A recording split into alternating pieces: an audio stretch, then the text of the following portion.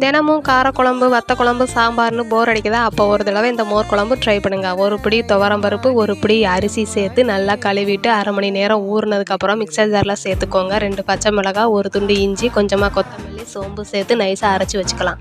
வேறு ஒரு மிக்சர் ஜாரில் 200 மில்லி தயிர், அதே அளவு தண்ணி, குழம்புக்கு தேவையான உப்பு, கொஞ்சமாக பெருங்காயத்தூள், மஞ்சத்தூள் சேர்த்து அடித்து அதையும் ஓரமாக வச்சுக்கலாம்.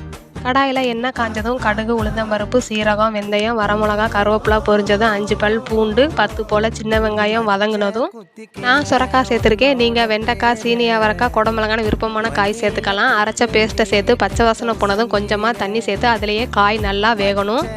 காய் நல்லா வெந்ததும் நம்ம அரைச்சி வச்ச மோர் சேர்த்து கலந்து விட்டு அடுப்பை ஆஃப் பண்ணிவிட்டு ஒரு தட்டு போட்டு 5 நிமிஷம் மூடி இருக்கட்டும்.